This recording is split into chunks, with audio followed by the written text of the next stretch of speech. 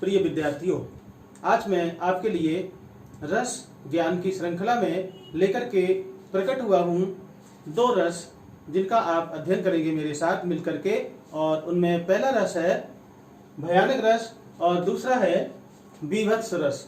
तो इन दोनों रसों की हम चर्चा करेंगे आपके साथ और आपको बहुत ही आसान और सहज सरल भाषा में इसकी परिभाषा, उदाहरण और स्पष्टीकरण देंगे ताकि आपको ये दोनों रस अच्छे से समझ में आ जाएं।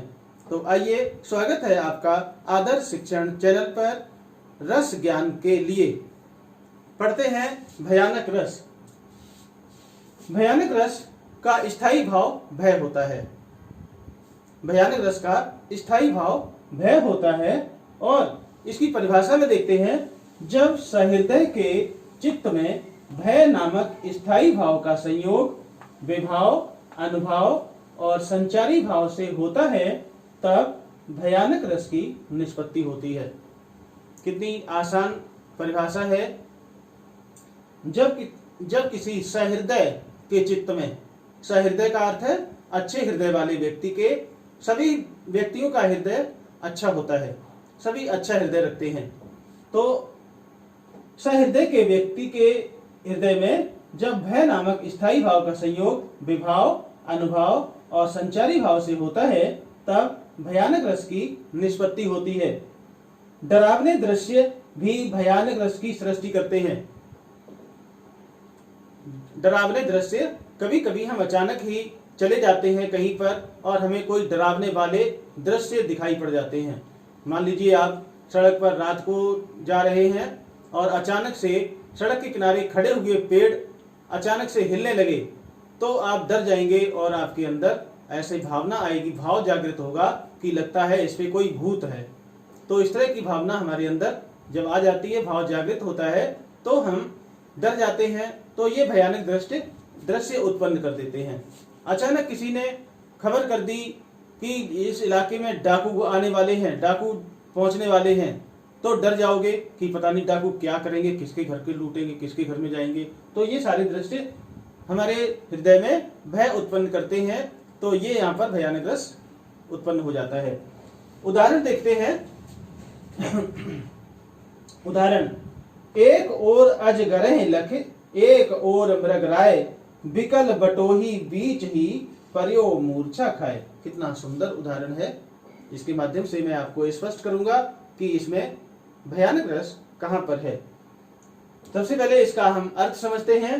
एक और अजगरह लख, एक रास्तागीर था। वो रास्तागीर रास्ते पर जा रहा था, रास्ता सकरा था, न दाएं बाएं कोई जाने का रास्ता नहीं। तो अचानक क्या देखता है, उसके सामने एक अजगर आ गया, अजगर सर्प आ गया, अचानक निकल आया झाड़ियों में से और वो डर गया। अब वो पीछे मुड़ना चाहता है। जैसे वो पीछे मुड़ा, पीछे उसने देखा झाड़ियों में से पीछे एक शेर निकल आया। मृगराय का अर्थ है शेर, शेर निकल आया। अब वो बीच में फंस गया, ना तो इधर जा सकता ना उधर जा सकता। उसकी दशा बहुत ही दयनीय हो गई। तो क्या हुआ, बिकल मतलब व्याकुल होकर के, बटोही मतलब रास्तागीर, बीच में ही उन दोनों के सेंटर में, बीच में, मध्य में पर्यो मूर्छा खाए, वो मूर्छित होकर के गिर पड़ा, मूर्छित हो गया। तो ये भयानक दृश्य था। इसमें देखते हैं स्पष्टीकरण में, स्थायी भाव इसका भय है, विभाव विकल बटोही है और अनुभाव मूर्छित होना, डरना है, संचारी भाव दीनता, शंका और दुख है।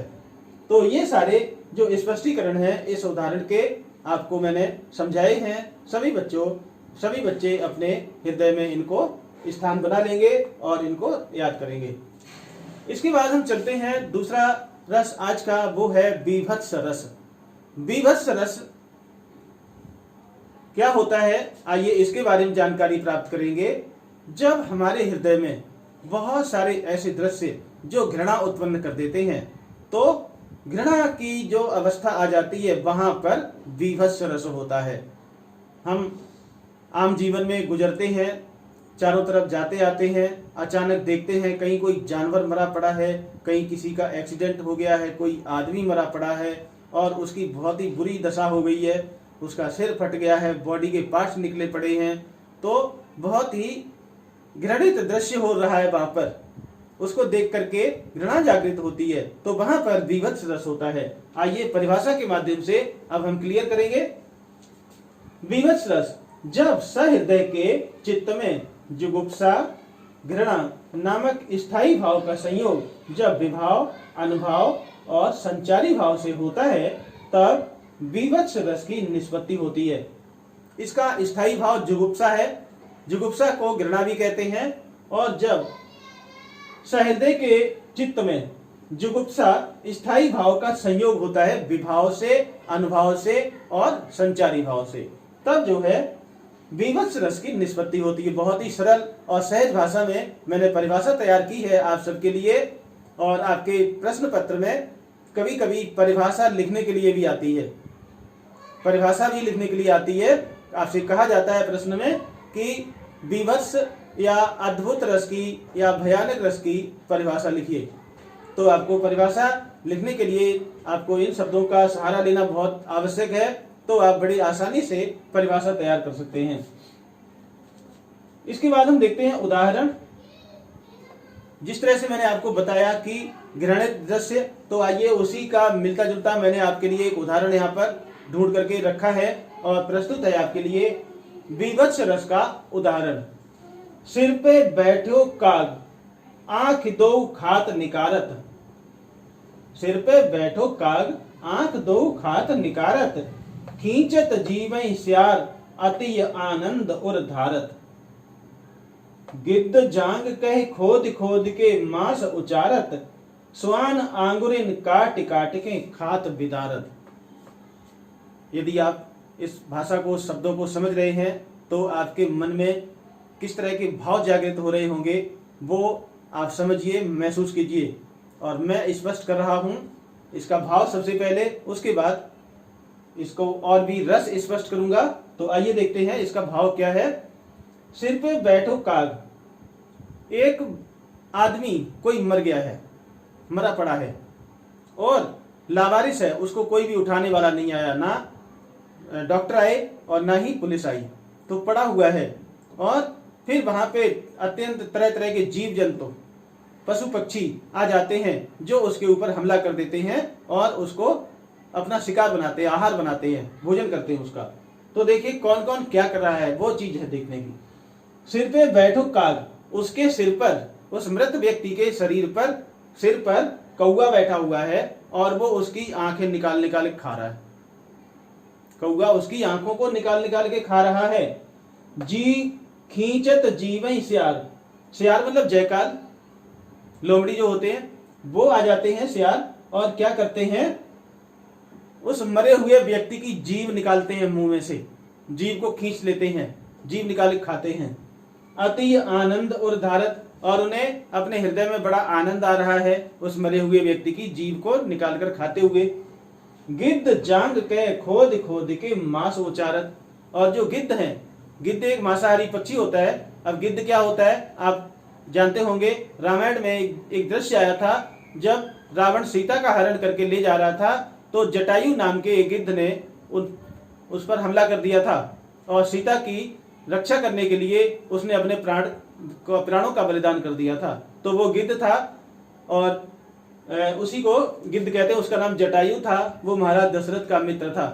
तो उसी प्रजाति के जो पक्षी थे वो गिद्ध कहलाए आगे चलकर, और आज जो है हमारे देश से गिद्ध नामक पक्षी का गायब हो गए हैं, वो विलुप्त हो चुकी है प्रजाति। तो यहाँ पर गिद्ध शब्द का प्रयोग किया गया। गिद्ध जो है उस व्यक्ति के जांग पर, जांग मतलब टांग पर बैठे हुए हैं और अपनी चोंच से खोद खोद करके, गड्ढे बना बना करके उसका मांस निकाल रहे हैं, खा रहे हैं और बिखरा रहे हैं। स्वान आंगरिन काट काट, स्वान मतलब कुत्ते, कुत्ते क्या करते हैं, उस व्यक्ति की उंगलियों को काटते हैं, उंगलियों को अपने मुंह से काट काट करके खाते हैं और बिखराते हैं, इधर उधर बिखरा रहे हैं। कि देखिए कितना घृणित दृश्य है, घृणा उत्पन्न करने वाला, और इसी कारण से इसमें बीभत्स रस की निष्पत्ति हुई है। स्पष्टीकरण इस प्रकार है। स्पष्टीकरण, स्थायी भाव है जुगुप्सा और विभाव है मुर्दे, मांस, शमशान। अनुभाव है महाराज हरिश्चंद्र का देखना और संचारी भाव है मोह और गिलानी।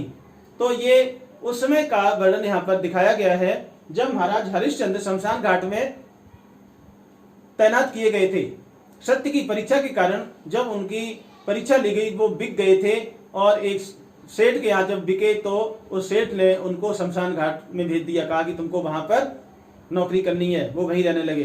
तो वहां पर उन्होंने देखा शमशान घाट में एक मृत व्यक्ति पड़ा हुआ था, उसके सिर पर बैठा कौवा उसकी आंखों को निकाल के खा रहा था और सियार जो है उसकी जीभ को निकाल के खाए जा रहे थे और गिद्ध जो है उसकी जांघों पर बैठ करके उसका मांस खा रहे थे जांघ का, और कुत्ते जो है उंगलियों को काट काट करके खा रहे थे, बिखरा रहे थे। तो महाराज हरिश्चंद्र ये देख करके उनके अंदर अत्यंत गिलानी हो जाती है, दुख होता है कि कैसा ये समाज है, इस व्यक्ति का कोई अच्छे से अंतिम संस्कार भी नहीं कर सका, इसकी ये दुर्दशा हो रही है। कम से कम कोई तो 4 आदमी मिलकर के इसको अंतिम अंत्येष्टि कर सकते थे, क्रियाक्रम इसका कर सकते थे। तो कितना अजीब दृश्य है। उन्हें मोह भी होता है, कहा कि ये कैसा समाज है, हम इंसानों के साथ ऐसा व्यवहार क्यों हो रहा है। और गिलानी भी होती है, दुख भी होता है उन्हें कि ये सब ऐसा क्यों होता है। घृणित दृश्य उन्हें घृणा इससे मिलती है, महसूस करते हैं और बहुत ही उन्हें दुख भी होता है। तो ये थे 2 रस, आपको मैंने अभी आपको स्पष्ट किए और अब मैं आपको कुछ उदाहरण दूंगा, उदाहरण के लिए प्रश्न दूंगा जिनको आप अपनी अभ्यास पुस्तिका में उनके उत्तर लिखेंगे और तैयार करेंगे और आपके 2 रस बिल्कुल ही स्पष्ट हो जाएंगे। आइए हम देखते हैं अब अभ्यास प्रश्न। तो प्यारे बच्चों, ये है अभ्यास प्रश्न और इसमें मैंने आपको कुछ उदाहरण दिए हैं और आपको बताना है कि इन दिए हुए उदाहरण में से कौन से रस का प्रयोग हुआ है। तो पहला जो उदाहरण है वो देखते हैं। मन की मन ही माझ रही, कहिए जाए कौन पे ऊधो, नाही परत कही, अवधि आधार आस आवन की, तन मन बिथा सही, अब इन जोग संदेशन सुन सुन, बिरहन बिरह दही। दूसरा है नभ से झपटत बाज, भूल्यो सकल प्रपंच, कंपित तन व्याकुल नयन, लावक हिल्यो नरंच। और तीसरा जो उदाहरण दिया है वो है घर में लाशें बाहर लाशें, जनपथ पर सड़ती लाशें, आंखें निरशंस यह दृश्य देख, मुंद जाती घुटती हैं श्वासें। तो ये 3 उदाहरण है और इनमें से आपको ये बताना है कि कौन से रस का प्रयोग हुआ है। मैं आपको बता दूं कि अभी तक जितने भी रस मैंने आपको पढ़ाए हैं उन्हीं सभी रसों में से ही इनके उत्तर मिलेंगे। सभी बच्चे पढ़ेंगे, अभ्यास करेंगे और इनके उत्तर लिख करके तैयारी करेंगे। और इसी के साथ मेरा ये कालांश यहाँ पे समाप्त होता है। यदि आपको आज का यह वीडियो अच्छा लगा हो तो लाइक कीजिए, शेयर कीजिए, सब्सक्राइब कीजिए और जुड़े रहिए हमारे चैनल आदर्श शिक्षण चैनल हिंदी से, ताकि आप अच्छी और ज्ञानवर्धक वीडियो प्राप्त कर सकें। इसी के साथ मैं आपसे विदा लेता हूँ। धन्यवाद।